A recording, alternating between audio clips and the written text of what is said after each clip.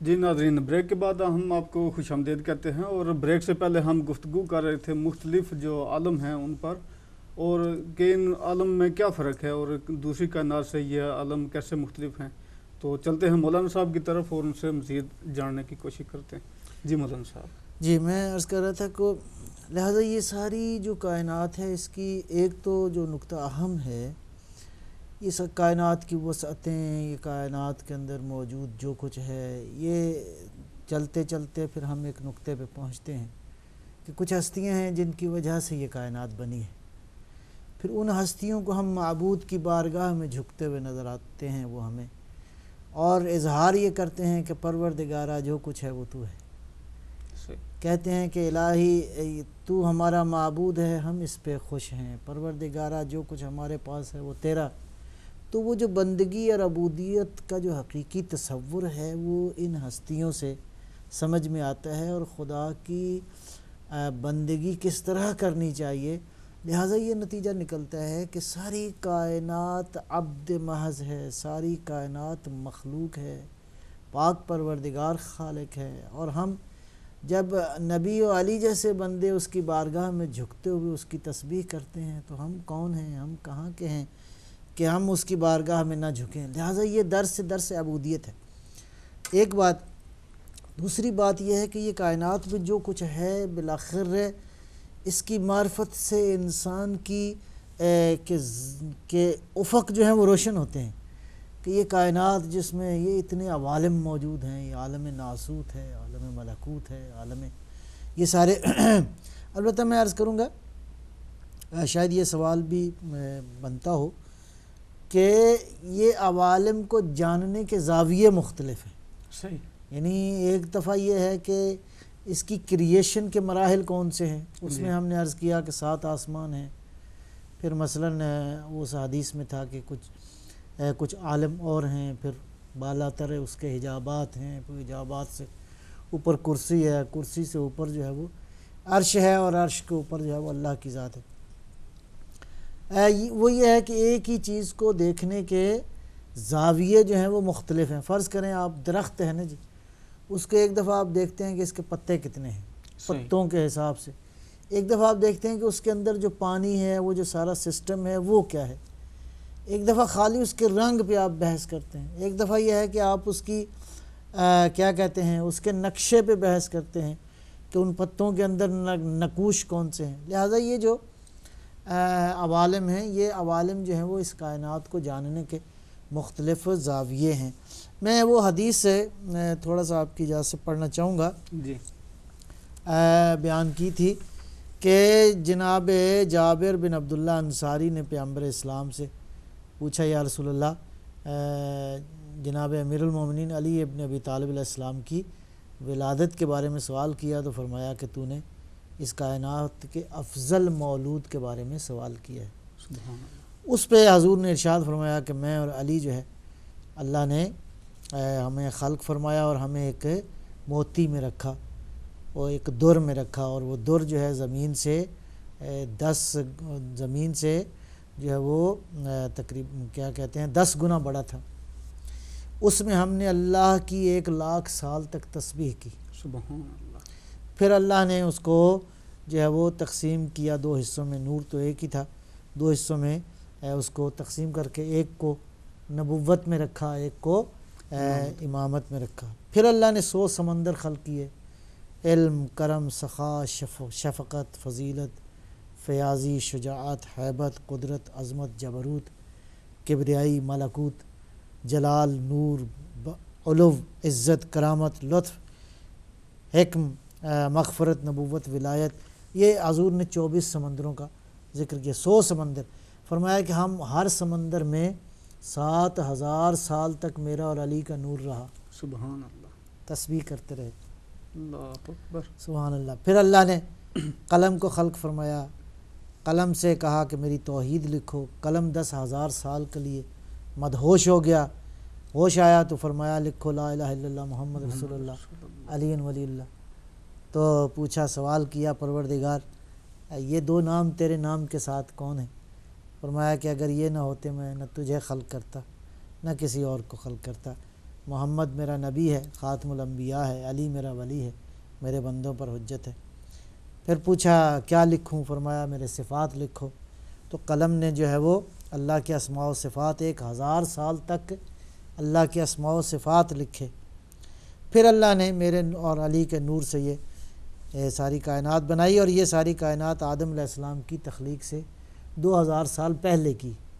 اب اس سے میں وہ ایک روایت میں ابھی مزید پڑھوں گا کہ یہ 2000 سال پہلے جو ہے وہ اس کو ایک اور زاویے سے بھی حدیث میں بیان کیا گیا ہے۔ پھر اللہ نے فرمایا، قلم کو حکم دیا جنت کے پتوں پہ اور جنت کے درختوں پہ لکھ دو، کیا؟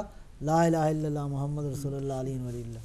سبحان اللہ، سبحان اللہ۔ لہذا اس حدیث میں ہے کہ لکھا ہوا ہے جنت کے شجر پہ، جنت کے پتوں پہ، جنت کے درخت، جنت کا کیا کہتے ہیں، ہر جگہ جو ہے وہ یہ کلمہ لکھا ہوا ہے، لا الہ الا اللہ محمد رسول اللہ علی ولی اللہ۔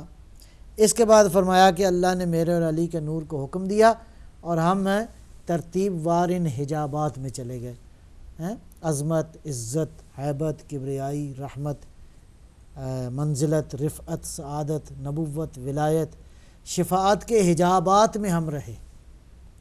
اب یہ حجابات یہ بھی ایک نورانی بحث ہے، اب ایک نقطے پہ بحث کریں تو وہ بات کہیں اور چلی جائے گی، لیکن ایک مطلب جو ہے وہ ذہن میں رہنا چاہیے۔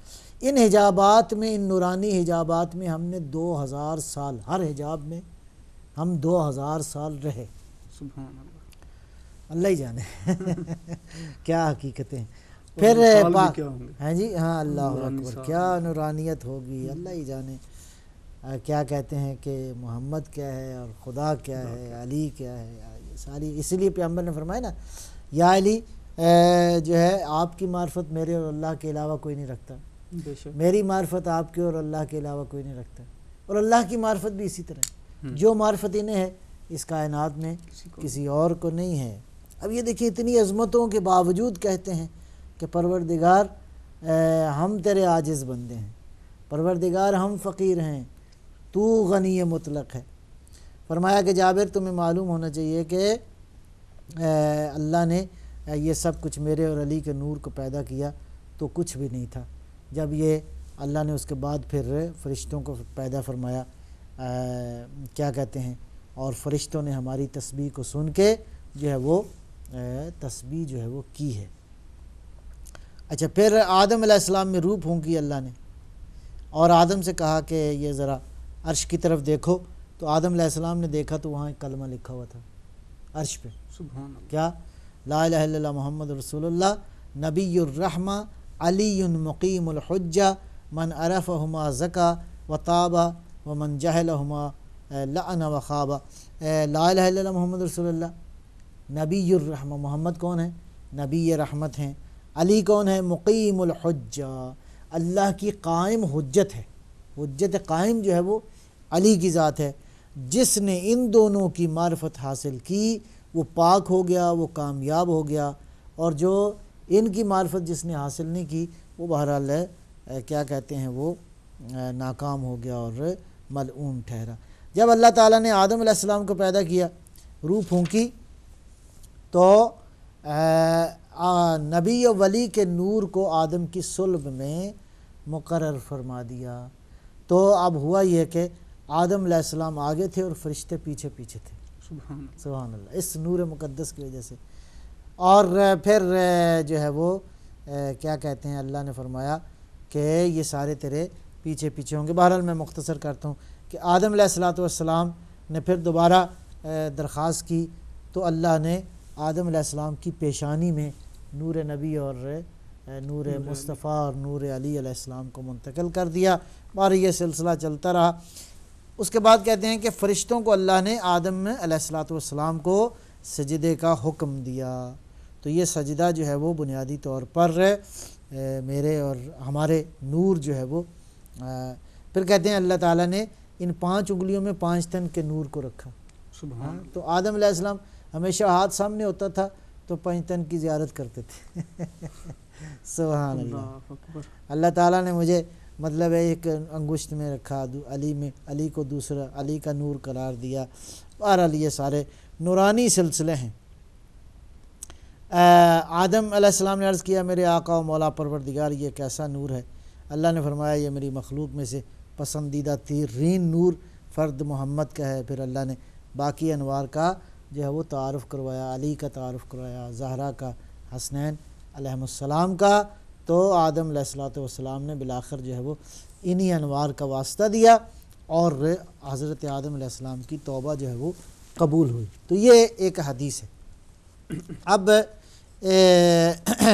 اس کو تھوڑا سا میں اب اس انداز سے لے کے ہم آگے بڑھیں گے کہ یہ کائنات کی نورانیت جو ہے اس کی سطحیں مختلف ہیں۔ صحیح۔ اس کائنات کی نورانیت کو پرکھنے کے زاویے مختلف، لہٰذا اگر کائنات کی حقیقت کو جاننا ہے تو یہ وہی ہستیاں بتا سکتی ہیں جو کائنات کے بارے میں علم رکھتی ہیں۔ بے شک۔ اب شروع کے وہ جو تھی جب بحث ہم کر رہے تھے آسمانوں کی اور ستاروں کی، تو اس میں ایک حدیث جو ہے وہ امام صادق علیہ السلام نے جناب جابر بن حیان کے اس جواب میں ارشاد فرمایا جابر اس کائنات میں ایسے ستارے بھی ہیں جن کی روشنی سورج کی روشنی سے کہیں زیادہ ہے، ان کی روشنی کے سامنے سورج کی روشنی کچھ بھی نہیں، بالکل صفر ہے۔ اب سورج کی روشنی ابھی جو تحقیقات ہیں فی الحال وہ یہ ہیں کہ سورج روزانہ 24 گھنٹے کے اندر 400 بلین ٹن ہائیڈروجن کو ہیلیم میں کنورٹ کر کے تو اس عالم کو نورانیت دیتا ہے، نور بخشتا ہے۔ کتنا جی اصلا انسان سوچ بھی نہیں سکتا۔ 400 بلین ٹن کہاں کتنے عرصے میں؟ صرف 24 گھنٹے میں۔ اور اس جیسے پتہ نہیں کتنے اللہ اکبر جی، اور یہ صدیوں سے یہ سورج قائم ہے، یہ روشنی آ رہی ہے، اس روشنی کا توازن قائم ہے۔ اچھا اس کے بعد فرمایا کہ اس کائنات میں ایسے ستارے بھی ہیں جن کی روشنی سورج سے کہیں زیادہ ہے۔ اچھا اب جب وہ کیا کہتے ہیں ٹیلیسکوپ ایجاد ہوا اور سارا سلسلہ بنا، اس میں مختصر یہ ہے کہ اب کی جو معلومات ہیں تقریباً 150 کے قریب 12 بلین لائٹ ایئرز کے فاصلے پر تقریباً 150 کویزرز ہیں جن کو وہ بھی تقریباً یا ستارے سمجھ میں آ رہے ہیں ابھی کہ وہ ستارے جو ہیں ان کی روشنی جو ہے وہ سورج سے 1 ٹریلین ٹائمز زیادہ ہے۔ اللہ اکبر۔ اب یہ معلومات کون دے سکتا ہے؟ اور یہ صدیوں پہلے امام صادق علیہ السلام، اور یہ اس وقت دے رہے ہیں جب نہ کچھ سائنس تھی نہ کچھ ایجادات تھیں۔ اس کا مطلب ہے اللہ تعالیٰ نے اس کائنات کے کا علم جو ہے وہ ان سینوں میں رکھا ہے۔ بے شک۔ اور وہ سینے جو ہیں وہ نبی پاک صلی اللہ علیہ وآلہ وسلم وہ کیا کہتے ہیں حضور کی ذات واقعاً نور مجسم سے مراد یہی ہے کہ کائنات کی نورانیت کا محور جو ہے وہ آقا دو عالم صلی اللہ علیہ وآلہ وسلم ہے، اور آپ کی نورانیت کے وارث جو ہیں وہ یہی ہیں، یہ ہستیاں ہیں، یہ 12 ہیں آپ کے جو خلفاء ہیں، اور جناب سیدہ طاہرہ صدیقہ اطہر جو ہیں وہ ان کی ذات اقدس ہے۔ لہٰذا یہ بڑی نورانیت کی بات ہے کہ انسان ہے اس کائنات کو پڑھتا جائے اور اس کائنات کے ساتھ ساتھ پڑھنے کے ساتھ جو ہے وہ تعریف کرتا جائے ان ہستیوں کی کہ جن کی وجہ سے اس کائنات کی نورانیت ہے۔ ایک اور حدیث ہے میں چاہوں گا تھوڑی سی وقت کے حساب سے پڑھوں، کچھ ہم نے پڑھی تھی، وہ یہ 2000 سال والی بات ہے کہ اللہ تعالیٰ نے 2000 سال پہلے جو ہے انبیاء کی خلقت سے پہلے جو ہے وہ خلق فرمایا۔ تو اس میں ایک اور روایت بھی ہے، یہ جناب علامہ مجلسی نے بعض ریفرنسز کے ساتھ لکھی ہے، میں فی الحال عبارت پڑھوں گا۔ عبارت کیا ہے؟ ان اللہ تعالی تبارک و تعالی خلق نور محمد صلی اللہ علیہ وسلم قبل ان یخلق السماوات والارض، اللہ نے زمین، آسمان، کرسی، عرش، لوح، قلم، جنت، جہنم، آدم، نوح علیہ السلام، تمام تر انبیاء کی خلقت سے پہلے، ان سب کو کی خلقت سے پہلے اللہ نے کیا کیا؟ 400,000 سنۃ و 24,000 سنہ، کیا جی؟ 400,000 ہاں جی 1,24,000 سال پہلے جو ہے وہ اللہ تعالیٰ نے نور محمد صلی اللہ علیہ وسلم خلق جی۔ اب یہ خدائی جانے یہ عدد کیا ہیں، ان کی حقیقت کیا ہے، وہ عالم کیا ہیں۔ اللہ تعالیٰ نے اس کے بعد 12 حجاب جو ہے وہ خلق فرمائے۔ یہ کون سے حجابات تھے؟ حجاب قدرت، حجاب عظمت، حجاب منت، حجاب رحمت، حجاب سعادت، حجاب کرامت، حجاب منزلت، اب یہ کائنات کی حقیقتیں ہمارے پاس تو یہ احادیث آئی ہیں نا، اس کی نورانیت جو ہے وہ واقعاً انسان جب دیکھے گا تو پتہ چلے گا۔ اس کا مطلب یہ ہے کہ کائنات اس قدر وسعت ہے کہ انسان کی عقل میں نہیں سما سکتی، اس کے لیے وحی کی ضرورت ہے، اور وحی جو ہے وہ اس کائنات کا باطن جو ہے وہ وحی کے خزانوں کے اندر موجود ہے۔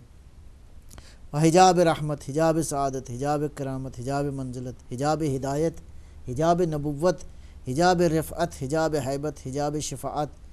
ثم حبس نور محمد صلی اللہ علیہ وآلہ وسلم فی حجاب القدرت۔ اس کے بعد اللہ تعالیٰ نے ان حجابات میں سے حجاب قدرت کے حجاب میں اپنے نبی کے نور کو 12,000 سال رکھا۔ وہاں پہ پیغمبر نے تسبیح کی سبحان ربی العالی۔ اس کے بعد اللہ نے حجاب عظمت میں نبی کے نور کو رکھا، وہاں 12,000 سال تک پیغمبر کے نور نے تسبیح کی سبحان عالم السر۔ پھر حجاب منت میں اللہ نے 10,000 سال رکھا، وہاں اللہ کے نبی اس نور نے تسبیح کی سبحان من هو قائم لا یلہو۔ اس کے بعد حجاب منت میں اللہ تعالیٰ نے رکھا حجاب رحمت میں 9,000 سال رکھا، وہاں اللہ اس نور نے تسبیح کی سبحان الرفیع الاعلی۔ پھر اللہ نے حجاب سعادت میں 8,000 سال رکھا۔ اب وہ 12 جو ہے وہ اس طرح آ رہا ہے، 12,000 پھر 11,000 پھر 10,000 پھر 9,000 پھر 8,000 سال حجاب سعادت میں رکھا، وہاں پہ اس نور نبی صلی اللہ علیہ وسلم نے تسبیح کی سبحان من هو دائم لا یسہو۔ حجاب کرامت میں رکھا 7,000 سال، وہاں تسبیح کی سبحان من هو غنی لا یفتقر۔ حجاب منزلت میں 7,000 سال رکھا، وہاں تسبیح کی سبحان العلیم الکریم۔ حجاب ہدایت میں 5,000 سال رکھا، وہاں تسبیح کی سبحان ذی العرش العظیم۔ حجاب نبوت میں 4,000 سال رکھا، وہاں پہ جو ہے وہ تسبیح کی سبحان رب العزت عما یصفون۔ پھر حجاب رفعت میں 3,000 سال رکھا، وہاں تسبیح کی سبحان ذی الملک والملکوت۔ پھر حجاب حیبت میں رکھا 2,000 سال، وہاں تسبیح کی سبحان اللہ وبحمدہ۔ پھر حجاب شفاعت میں رکھا 1,000 سال، وہاں تسبیح کی سبحان ربی العظیم وبحمدہ۔ ثم اظہر اسمہ اللہ فکان علی اللہ منورا۔ اس کے بعد اس اسم کو اللہ نے لوح پر لکھا، اور یہ سلسلہ جو ہے وہ بہرحال یہ روایت پھر آگے چلتی ہے۔ اب یہ ساری احادیث اور اس طرح کی روایات میں نے عرض کیا کہ مختلف زاویے بیان ہوئے ہیں ان احادیث کے اندر، لیکن دیکھیں قرآن کریم میں 2 چیزیں میں 2 آیات کا ریفرنس دوں گا۔ ایک جگہ اللہ ارشاد فرماتا ہے کہ بسم اللہ الرحمن الرحیم وَنُورِ ابراہیم ملکوت السماوات والارض۔ ہم نے ابراہیم کو زمین و آسمان کے ملکوت جو ہے اس کا مشاہدہ کرایا۔ صحیح جی، یہ ایک آیت ہے۔ پھر سورہ یاسین کی تقریباً آخری آیت ہے سبحان الذی بیدہ ملکوت کل شیء۔ اللہ وہ پاک ذات ہے کہ جس کے قبضہ قدرت میں اس کائنات کی ہر چیز کا ملکوت۔ دیکھیں میں اس کو پھر اس زاویے سے دیکھوں گا کہ ہم جو سمجھ میں آتی ہے بات وہ یہ ہے کہ اس کائنات کا ایک باطن ہے، صحیح جی، اور ہر شے کا ایک باطن ہے، جی، ہر چیز جو نازل ہوتی ہے عالم بالا سے اس کا ایک باطن ہے۔ اب یہ باطن جو ہے یہاں سے لے کر آخر تک جو ہے یہ ساری کائنات اللہ کی تسبیح میں مشغول ہے، پروردگار کی تسبیح کر رہی ہے۔ نبی علیہ الصلوۃ والسلام کے بارے میں جو معجزات موجود ہیں وہ معجزہ بھی موجود ہے کہ حضور نے جب وہ سفر کیا کیا کہتے ہیں شام کا، تو راستے میں درختوں نے جھک کے کہا السلام علیکہ یا رسول اللہ۔ یہ نبوت سے پہلے جب آپ کا سن مبارک جو ہے وہ تقریباً 12 سال تھا تو حضرت ابو طالب اپنے چچا حضرت ابو طالب علیہ الصلوۃ والسلام کے ساتھ گئے تو درختوں نے جھک کر کہا السلام علیکہ یا رسول اللہ۔ یا مثلا وہ ابھی موجود ہے، ایک شخص آیا کہا کہ یہ میرے ہاتھ میں کیا ہے، تو پیغمبر نے فرمایا میں بتاؤں یا جو تیرے ہاتھ میں ہے وہ بتائے۔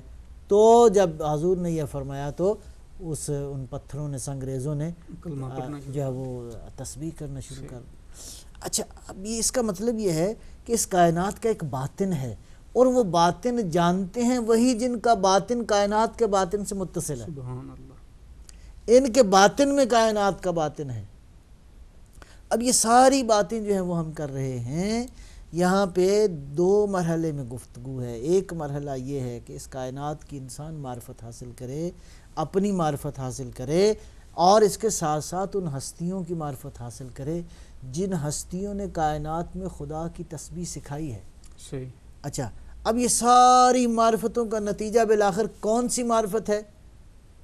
وہ اللہ کی معرفت ہے، بے شک، وہ خدا کی معرفت ہے۔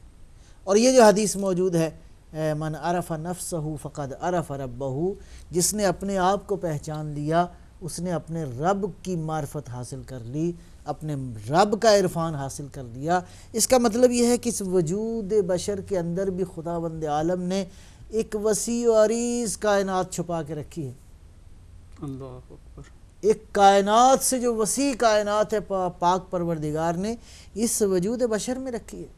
لہذا وجود بشر کے اندر جو کچھ ہے، اگر انسان اپنی ہی معرفت کو حاصل کرے۔ ہم انسان کتنے غافل ہیں، ہم انسان اپنی دنیا میں اتنے مگن ہیں، اور ہمیں وہ کیا کہتے ہیں، وہ وہی مثال آ گئی، کنویں کا مینڈک اور دریا کا مینڈک جو ہے اس کی دنیا ہی کچھ اور ہے، اس کی دنیا ہی کچھ اور ہے۔ وہ کنویں کا مینڈک سمجھتا ہے بس یہی دنیا ہے، حالانکہ بڑی مختصر دنیا ہے۔ ہم اس کنویں کے مینڈک کی طرح کتنے غافل ہیں اس دنیا کے اندر، اپنی دنیا کے ساتھ اس قدر، اس دنیا کی لذتوں میں اس قدر انسان غرق ہے کہ جو ہے وہ اس عالم بالا کی حقیقتوں کو انسان جو ہے وہ اس کو سمجھنے سے قاصر ہے۔ لہذا ضرورت ہے کہ جس قدر اپنے وجود کے حجابات انسان دور کر سکے، اپنے وجود کی معرفت کو حاصل کر سکے، پاک پروردگار کی یاد کو اپنے وجود میں قائم کر سکے، اور ان ہستیوں کو وسیلہ قرار دے جن ہستیوں کے سبب سے ساری کائنات کی نورانیت ہے، اور یہ تاکہ یہ حجابات انسان کے وجود سے رفع ہو جائیں، دور ہو جائیں، اور انسان جو ہے وہ اس کائنات کی حقیقتوں کو پا سکے۔ لہذا اس بات کو لے کے تھوڑا سا مزید اور آگے چلیں گے، اور وہ اس انداز سے کہ جی ٹھیک ہے، آپ بیان اچھا، کریں۔ ہاں، میں عرض کر رہا تھا کہ اب یہ جو بات چلی تھی نور کی، اب اس نور کو انسان کے وجود میں جو اللہ نے جس انداز سے رکھا ہے، اس انسان کی نورانیت کے کئی مرحلے، لہٰذا یہ انسان، وہ کیا کہا اس نے اپنا علامہ اقبال مرحوم نے فرمایا نا کہ معراج مصطفیٰ سے ملا ہے یہ سبق مجھے، کہ یہ نبی علیہ الصلوۃ والسلام کی معراج سے یہ سبق ملتا ہے کہ یہ عالم جو ہے وہ بشریت کی زد میں ہے، یہ جو ہے یہ عوالم جو ہے وہ انسان ان عوالم تک پرواز کر سکتا ہے۔ وہ جو قرآن حکیم میں ارشاد فرمایا، سورہ الرحمن میں اللہ نے ارشاد فرمایا، بسم اللہ الرحمن الرحیم، یا معشر الجن والانس فانفذوا فی اقطار السماوات والارض، زمین و آسمان کا سفر جو ہے وہ طے کرو، زمین و آسمان میں نفوذ کرو، پینیٹریٹ کرو، ولا تنفذون الا بسلطان، البتہ تم یہ نہیں کر سکتے مگر یہ کہ پروردگار تمہیں قدرت اور طاقت دے۔ اور یہ قدرت اور طاقت جو ہے وہ اللہ تعالیٰ نے ان ہستیوں کو دی جو زمین پہ بیٹھ کے ملکوت کا مشاہدہ کرتے تھے۔ اب اللہ تعالیٰ نے، جیسے میں نے عرض کیا، اس کائنات کے باطن کا علم عطا کیا کس کو؟ ونور ابراہیم علیہ الصلوۃ والسلام۔ ابراہیم علیہ الصلوۃ والسلام کو اس کائنات کی جو ہے وہ باطنی حقیقت پروردگار نے مشاہدہ کروائی، اور ہمارے آقا و مولا رسول اللہ صلی اللہ علیہ وآلہ وسلم اور آپ کی اطرت طاہرہ جو ہیں، اس کائنات کے باطن کا علم زیادہ ان کے پاس ہے، اور یہ باطن جو ہے وہ اللہ تعالیٰ نے یہ سارا باطن قرآن کریم کی شکل میں جو ہے وہ نازل فرما دیا ہے۔ اب لہذا اس قرآن کریم کے درجات اور مدارج مختلف ہیں۔ پہلا درجہ وہی الفاظ ہیں جو کہ حجت ہیں، وہ اللہ کی طرف سے نازل ہوئے ہیں۔ پھر اگلا مرحلہ اس کے الفاظ کے معانی ہیں، پھر اگلا مرحلہ اس کی تفسیر ہے، پھر اگلا مرحلہ جو اس تفسیر کے آگے جو ہے وہ تعویل ہے، پھر اس سے آگے جو ہے وہ حقائق ہیں، اور حضور سرور دو عالم صلی اللہ علیہ وآلہ وسلم کی حدیث موجود ہے کہ اس قرآن کا ظاہر ہے، اس کے بعد اس کے باطن ہیں، باطنوں کے پھر باطن ہیں، باطنوں کے پھر باطن ہیں، ان باطنوں کی سرحدیں ہیں، ان سرحدوں کی پھر سرحدیں، اس طرح کی ایک حدیث موجود ہے۔ لہٰذا یہ عالم جو ہے، جیسے میں نے عرض کیا کہ وہ جیسے عرفاء نے بیان فرمایا کہ پہلا مرحلہ جو ہے وہ عالم ناسوت ہے، وہ عالم ناسوت کو کہتے ہیں یہ خالی ایک سایہ ہے، ایک سائے کی مانند ہے۔ یہ جو ہے نا قرآن 30ویں پارے کی جو صورتیں ہیں اس میں کہتا ہے کہ پہاڑ جو ہیں بالکل روئی کی طرح ہو جائیں گے، اور یہ زمین جو ہے وہ ایسی اس طرح نابود ہو جائے گی کہ کوئی چیز جو ہے وہ اپنے محور پہ باقی نہیں رہے گی۔ اس کا مطلب یہ ہے کہ یہ جو کہتے ہیں کہ یہ عالم جو ہے، یہ عالم مادہ جو ہے، یہ واقعاً یہ ایک بڑی طاقت کی ایڈمنسٹریشن میں ہے۔ اچھا مولانا صاحب، یہ جو ہم نے پچھلے پروگراموں میں گفتگو بھی کی تھی اور آپ نے ابھی وضاحت بھی فرمائی ہے، یہ آسمان اور عرش اور کرسی، تو یہ عالم مادہ میں آتے ہیں، اور یہ جو ابھی آپ عالم جن کی بات کر رہے ہیں وہ نورانی عالم ان کو کہہ سکتے ہیں۔ ابھی ہم ایک کال بھی لیں گے اور سوال لیتے ہیں۔ جی السلام علیکم۔ وعلیکم السلام، یا علی مدد۔ پیر مولا علی مدد، کون صاحب اور کہاں سے؟ جناب مرسل عباس بول رہا ہوں اٹلی سے، کیا حال ہے؟ ٹھیک ہے، علیکم السلام۔ جی جی جی جی پروگرام دیکھ رہے ہیں، بڑا مزہ آ رہا ہے جی، بہت شکریہ۔ تو جی قبلہ صاحب سے ریکویسٹ ہے کہ معرفت کے موضوع پہ اور روشنی ڈالیں، کیونکہ اب ضرورت ہے، بلکہ جو حدیث پڑھی ہے من عرف نفسہ فقد عرف ربہ، بڑی کمال کی ہے، اور مزید روشنی ڈالیں اس پہ کیونکہ ضرورت ہے۔ جی بہت شکریہ، آپ کا سوال پہنچ گیا اور ابھی اس پہ گفتگو کرتے ہیں۔ بہت شکریہ۔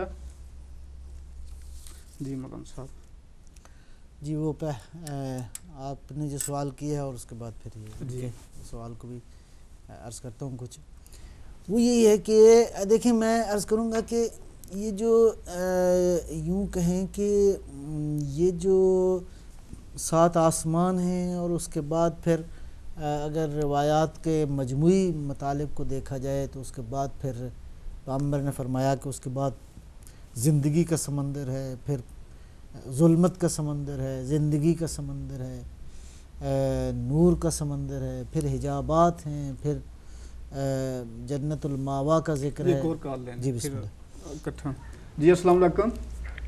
وعلیکم السلام۔ مون بھائی کیا حال ہے؟ ٹھیک ہے آپ؟ جی الحمدللہ، آپ سنائیں؟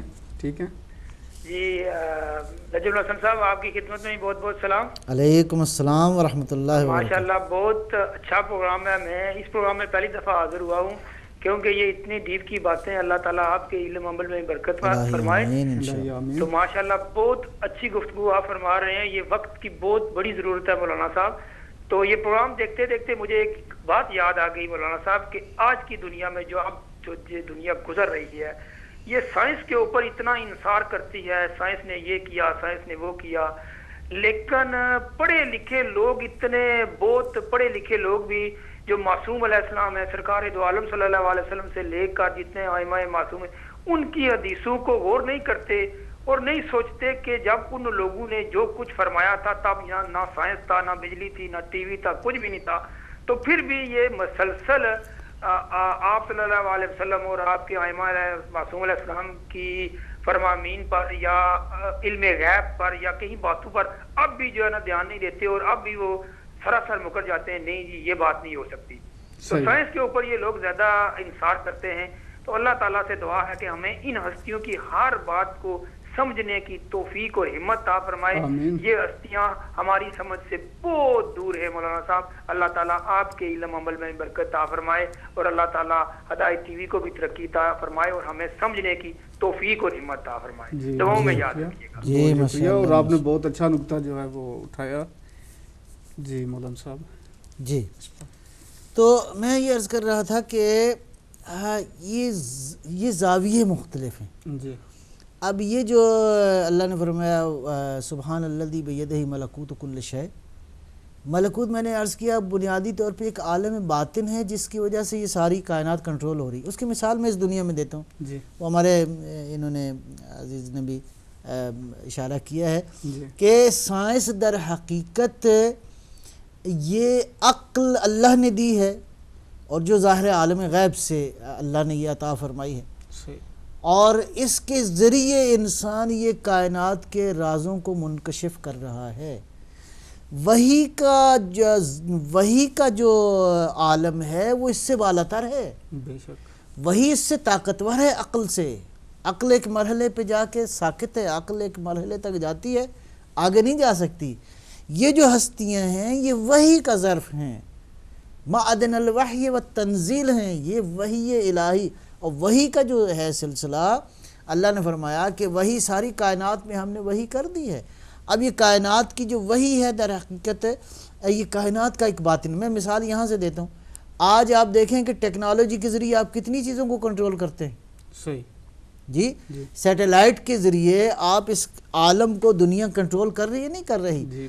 حالانکہ اس کائنات اس عالم کے اندر یہ جو اسپیکٹرم اور یہ جو بنایا ہوا ہے کائنات کے اندر اللہ تعالیٰ نے ہوا اور فضا کے ایک سسٹم, اس کے اندر یہ ساری جو ہیں وہ شعائیں جو ہیں وہ ہو رہی ہیں اور اسی سے یہ ہوائی جہاز بھی اڑتے ہیں.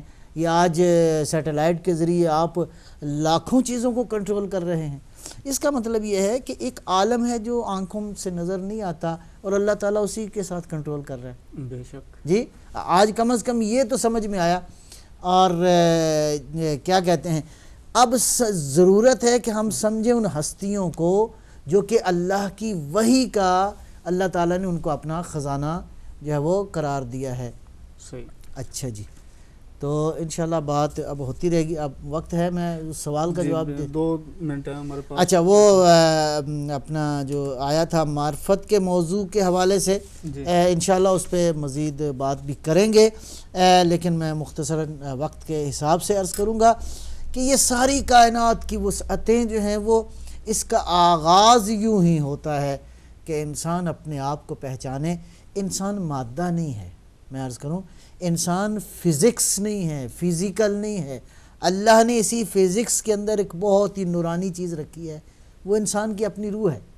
ہاں, اس روح کو پاک کرنے کی ضرورت ہے.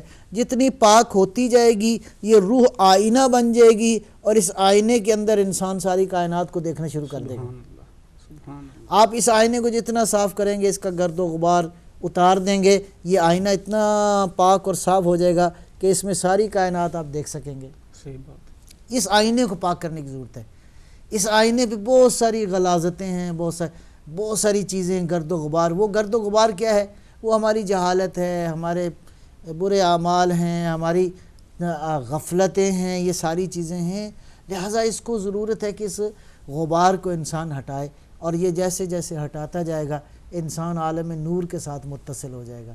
اور عالم نور میں بس یہی ہستیاں ہیں, پھر ان کا توسل کرے گا تو اس عالم بالا پہ جس ذات کا ساری قدرت, جس کے قبضہ قدرت میں یہ ساری کائنات, انسان اس سے متصل ہو جائے گا. وہ عالم توحید ہے, وہ عالم ربوبیت ہے, وہ عالم قدس ہے, وہ عالم لاہوت ہے, وہ عالم ہو ہے, قل هو اللہ احد, وہ عالم نور ہے جو کہ اصل حقیقت ہے ساری کائنات کے اندر. لہذا پروردگار ہمیں توفیق دے کہ ہم اپنے آئینے کو صاف کریں, ہم اپنی معرفت حاصل کریں. اسی لیے علماء نے کہا ہے کہ کسی اور چیز کو خدا کی معرفت کا ذریعہ قرار نہیں دیا. بے شک. حتیٰ کائنات کے بارے میں یہ نہیں کہا کہ کائنات کی معرفت جس نے حاصل کر لی اس نے اللہ کی معرفت حاصل کر لی. نہیں, کائنات سے جو زیادہ قیمتی ہے وہ وجود بشر ہے. صحیح. وہ حقیقت بشر ہے. وجود بشر سے مراد خود حقیقت بشر ہے. اللہ نے بشر کی حقیقت جو ہے وہ زیادہ نورانی اور طاقتور قرار دی ہے. اور اگر کسی کو یہ معرفت حاصل ہو جائے تو اس دنیا میں بیٹھ کے انسان جو ہے وہ ایک نورانی رابطہ قائم کر سکتا ہے اس عالم کی حقیقتوں کے ساتھ, کہ اس عالم میں کون کون سی حقیقتیں موجود ہیں. اور ان ساری حقیقتوں کا منبع جو ہے وہ ہمارے آقا و مولا رسول اکرم صلی اللہ علیہ وآلہ وسلم اور آپ کی ذریت ہے, آپ کی عطرت طاہرہ ہے, جو در حقیقت انہی کا نور ہے. اور نور کا معنی یہ ہے کہ یہ خود بھی روشن ہوتا ہے، جہاں چلا جاتا ہے وہاں روشنیاں آ جاتی ہیں، ظاہر لنفسہ اور مظہر لغیرہ. اور انشاءاللہ باتیں ہم مزید بھی کریں گے. امام صادق علیہ الصلوۃ والسلام نے کیا اس کائنات کی حقیقتیں کھولی ہیں، اس پہ کچھ باتیں ہوئی ہیں، کچھ انشاءاللہ آئندہ کریں گے. جی بہت بہت شکریہ مولانا صاحب، آپ نے بہت ہی ایک نورانی گفتگو کی اور بہت پرمغز گفتگو تھی، آپ کا بہت بہت شکریہ. تو ناظرین، ہم ابھی ہمارے پاس ٹائم بھی نہیں ہے اور انشاءاللہ تعالیٰ اس موضوع پر گفتگو جاری رکھیں گے، اور ہم اللہ تعالیٰ سے دعا کرتے ہیں کہ صدقہ پنجتن پاک ہمیں جو ہے، جو یہ اہل بیت ہیں ان کے نور کے صدقے میں اور ان کے جو علم ہے وہ ہم حاصل کر سکیں. اور کوشش ہم اس پروگرام میں یہی کرتے ہیں کہ جتنا ہم آپ تک پہنچا سکیں وہ اچھے طریقے سے پہنچائیں، اور امید ہے کہ آپ ہمارا پروگرام جو ہے وہ پسند بھی کر رہے ہوں گے. ابھی ہمیں اجازت دیجیے، اللہ حافظ.